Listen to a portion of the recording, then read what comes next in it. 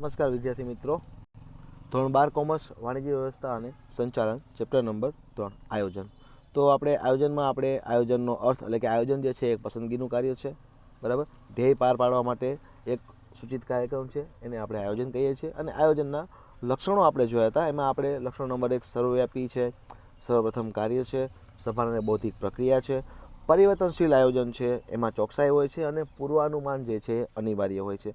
આ આપણે 6 લક્ષણો ટોટલ જોયા હતા. હવે આપણે મુદ્દા નંબર 7ની વાત કરીએ તો આયોજન જે છે એ કોઈ પણ ક્ષેત્રે હોય છે, એટલે કે એમાં વિકલ્પોની યાદી. એક મુદ્દા નંબર 7 જે છે વિકલ્પોની યાદી, એટલે કે કોઈ પણ ક્ષેત્રમાં હોય છે, તેમાં વિવિધ પ્રકારની યોજના અને વિકલ્પો પણ હોય છે. પછી એમાં આપણે આગળ જોઈએ તો મુદ્દા નંબર 7ની વાત કરતા હતા આપણે, તો એમાં ભવિષ્યમાં વેચાણ વધારવાની યોજના માટે અનેક વિકલ્પો ઉપલબ્ધ હોય છે, જેવા કે જાહેરાત વધારવી, કિંમત ઘટાડવી, વેચાણ કર્મચારીઓને તાલીમ આપવી, વેચાણ વૃદ્ધિ માટેની વિવિધ આકર્ષક દરખાસ્તો મૂકવી વગેરેમાંથી શ્રેષ્ઠ વિકલ્પ પસંદ કરવાનો હોય છે. મુદ્દા નંબર 8 છે ભવિષ્ય સાથે સંબંધ. આપણને ખબર છે આયોજન હંમેશા ભવિષ્ય સાથે સંબંધ ધરાવે છે. આયોજનમાં ભવિષ્યની અનિશ્ચિતતાઓનો અગાઉથી ખ્યાલ મેળવવાનો હોય છે, ત્યારબાદ તે અંગે પૂર્વ વિચારણા અને ધારણા ધારવામાં આવે છે. ટૂંકમાં ભાવિનું વર્તમાનમાં મૂલ્યાંકન કરવું અને તે અંગે જરૂરી વ્યવસ્થા કરવી. આમ આયોજન ભવિષ્ય સાથે સંબંધ ધરાવે છે. મતલબ કે ભાવિ એટલે કે ભવિષ્યમાં જે થવાનું છે એનું તમારે ખાલી મૂલ્યાંકન કરવાનું છે, એટલે કે અનુમાન કરવાનું છે, એની પૂર્વ વિચારણા કરવાની છે. એટલા માટે ભવિષ્ય સાથે સંબંધ ધરાવે છે. મુદ્દા નંબર 9 છે, એ બહુ અગત્યનો મુદ્દો છે વિદ્યાર્થી મિત્રો. સતત પ્રક્રિયા છે. તમે મહત્વમાં પણ લખી શકો, લક્ષણમાં પણ લખી શકો, બરાબર. આયોજન જે છે એ સતત અને નિરંતર ચાલતી પ્રક્રિયા છે. ધંધાકીય એકમની શરૂઆતથી અંત સુધી આયોજન કરતા જ રહેવું પડે છે. બદલાતા જતા સમય અને સંજોગો પ્રમાણે તેમાં ફેરફાર કરવા પડે છે. જેમ ધંધાની શરૂઆત થાય ત્યાંથી લઈને અંત સુધી આયોજન જે છે એ સતત કરતું રહેવું પડશે. એમાં પૂર્વાનુમાનથી માંડીને નવા બદલાવો એમાં જરૂર કરતા રહેવા પડશે. એટલા માટે આયોજન ક્યારે પૂરું થતું નથી, એટલે કે આયોજન સતત અને નિરંતર ચાલતી પ્રક્રિયા છે. મુદ્દા નંબર 10 જોઈએ આપણે તો કે ધ્યેયલક્ષી પ્રવૃત્તિ છે. આયોજનનું મુખ્ય કાર્ય શું છે? તમે જે નક્કી કરેલો ધ્યેય છે એ ધ્યેયને પાર પાડવા માટે તમે જે લક્ષ્યાંક નક્કી કરેલો છે, લક્ષ્યાંક પણ એવો હોય છે કે જે તમે નક્કી કરેલો હોય છે, જે ફિક્સ હોય છે, એને પાર પાડવા માટે જે કંઈ પ્રવૃત્તિ કરવામાં આવે છે એ પણ ધ્યેયલક્ષી પ્રવૃત્તિ કહી શકાય. એટલા માટે આયોજનને પણ તમે ધ્યેયલક્ષી પ્રવૃત્તિ કહી શકો છો. આયોજન ભવિષ્યમાં નક્કી કરેલા ધ્યેય પાર પાડવા માટે કરવામાં આવે છે, જેમાં સંચાલકો ધ્યેયને અનુરૂપ લક્ષ્યાંકો નક્કી કરે છે. લક્ષ્યાંકો પાર પાડી શકાય તેવા વાસ્તવિક હોય તો જ ધ્યેય સિદ્ધિ સરળ બને છે. આમ આયોજન એ ધ્યેયલક્ષી પ્રવૃત્તિ છે. એટલે કે તમે જે ધ્યેય નક્કી કર્યું છે એ ધ્યેય પણ કેવું હોવું જોઈએ? વાસ્તવિક હોવું જોઈએ, કે જે તમે પૂરું કરી શકો એવું હોવું જોઈએ, બરાબર. તો એટલા માટે આયોજન એ ધ્યેયલક્ષી પ્રવૃત્તિ છે. નિર્ણય પ્રક્રિયા. તો મુદ્દા નંબર 11 જોઈએ આપણે. નિર્ણય પ્રક્રિયા જરૂરી છે. આયોજન એટલે શ્રેષ્ઠ વિકલ્પોની પસંદગી, જેમાં વિવિધ પ્રકારના વિકલ્પોની પૂર્વ વિચારણા અને ધારણાઓ કરવામાં આવે છે. ત્યારબાદ તેમાંથી શ્રેષ્ઠ વિકલ્પ પસંદ કરી યોગ્ય નિર્ણય લેવામાં આવે છે. એટલે કે આયોજનમાં નિર્ણય પ્રક્રિયા પણ ખૂબ જ જરૂરી છે. તો વિદ્યાર્થી મિત્રો, આ હતું આયોજનના લક્ષણો, બરાબર. આયોજનનું મહત્વપૂર્ણ છે એ પણ જોઈ લઈએ આપણે. ભવિષ્ય અંગેની રૂપરેખા છે. કોઈપણ ક્ષેત્ર હોય આયોજન જરૂરી છે. આથી સરકાર, ખાનગી ક્ષેત્ર અને કોઈ પણ ક્ષેત્ર હોય તે માટેની તે પોતાની પ્રવૃત્તિ માટે આયોજન કરે છે. એટલે શું કહેવા માંગે છે કે આયોજન જે છે એ દરેક જગ્યાએ હોય છે. પછી સરકારી કંપની હોય, ખાનગી કંપની હોય, શૈક્ષણિક ક્ષેત્ર હોય, રાજકારણ હોય કે કોઈ પણ ક્ષેત્ર હોય, કોઈ પણ ક્ષેત્રમાં આયોજન જે છે એ જરૂરી છે. ભારતમાં આયોજનનું મહત્વ સ્વીકારી કેન્દ્ર સરકારે નીતિ આયોગની રચના કરેલ છે. નીતિ આયોગ એટલે કે આયોજન પંચ પહેલાં હતું, અત્યારે એનું નવું નામ છે નીતિ આયોગ, બરાબર. જેમાં વિવિધ ક્ષેત્રના નિષ્ણાતોનો સમાવેશ કરવામાં આવ્યો છે. આયોજનનું મહત્વ નીચે પ્રમાણે જણાવી શકાય છે. વિદ્યાર્થી મિત્રો, પરીક્ષા માટે મોસ્ટ ટાઈમપી પ્રશ્ન છે જે છે આયોજનનું મહત્વ. જો તમને લક્ષણો આવડતા હોય તો એમાંથી પણ તમે એના મહત્વના મુદ્દાઓ લખી શકો છો. તો આપણે જોઈ લઈએ મહત્વ. તો કે આયોજન જે છે એ ધંધાકીય એકમની બધી જ પ્રવૃત્તિઓ સાથે સંકળાયેલું છે અથવા વ્યવસ્થિત છે.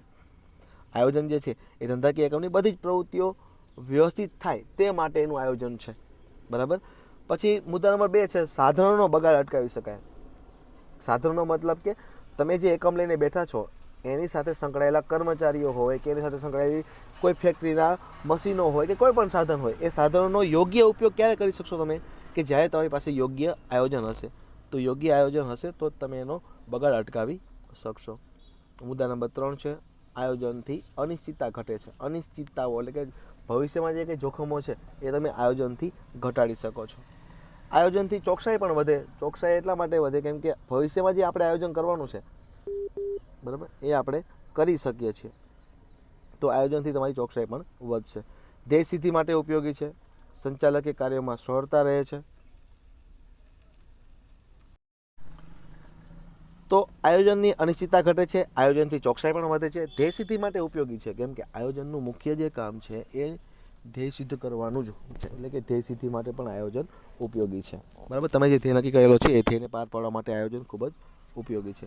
સંચાલકીય કાર્યોમાં સરળતા રહે છે, એટલે કે ધંધાકીય એકમમાં જે કંઈ સંચાલકીય કાર્યો આપેલા છે એ સંચાલકીય કાર્યોને તમારે સફળતાપૂર્વક પાર પાડવા હોય તો એના માટે પણ આયોજન ઉપયોગી છે.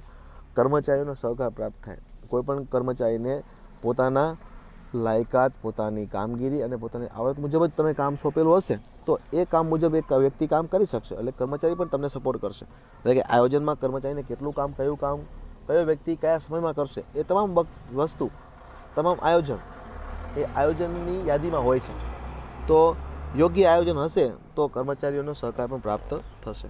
અસરકારક અંકુશ રાખી શકાય છે.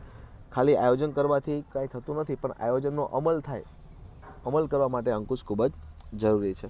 વિવિધ પ્રવૃત્તિઓ સાથે સંકલન સાધી શકાય છે, એટલે કે ભવિષ્યમાં જે કાંઈ પ્રવૃત્તિઓ કરવાની છે, ધ્યેયલક્ષી પ્રવૃત્તિઓ હોય બરાબર, તો એ જે પ્રવૃત્તિઓને પાર પાડવા માટે ઘણા બધા કાર્યો કરવાના હોય તો એની સાથે સંકલન એટલે કે એની સાથે તાલમેલ આયોજનના લીધે થઈ શકે છે. બરાબર, તો આ થઈ ગયા એના ફાયદાઓ. જ્યાં ફાયદાઓ હોય ત્યાં મર્યાદાઓ પણ હોય છે, કેમ કે ફાયદા મર્યાદાઓ છે એક સિક્કાની બે બાજુઓ છે. બરાબર, તો એ આપણે જોઈ લઈએ તો કે આયોજન જે છે એ સર્વવ્યાપી છે. કોઈપણ ક્ષેત્રમાં આયોજન વગર ચાલી શકે નહીં. આયોજન એ પથદર્શક છે, તે સંપૂર્ણ નથી કે અપૂર્ણ પણ નથી. બરાબર, તેની સામે ટીકાકારો, નિષ્ણાતો દ્વારા નીચે પ્રમાણે ટીકાઓ કરવામાં આવી છે. તો એની પણ વાત કરી લઈએ. તો મુદ્દા નંબર 1 જોઈએ તો કે ભાવિની અનિશ્ચિતતાઓ. આયોજનમાં પાયામાં ધારણા, ધોરણો અને પૂર્વાનુમાનો હોય છે જે ભવિષ્ય સાથે સંબંધ ધરાવે છે, પરંતુ ભાવિ કેવું હોય? અનિશ્ચિત હોય. ભવિષ્યમાં શું થવાનું છે કોઈને ખબર છે નહીં, જેના કારણે આવા જે પૂર્વાનુમાન અને ધારણાઓ હોય એ ક્યારેક ખોટી પણ પડે. આમ આયોજન ભવિષ્ય સાથે સંબંધિત હોવાથી એમાં અનિશ્ચિતતાઓ એટલે કે જોખમો રહેલા છે.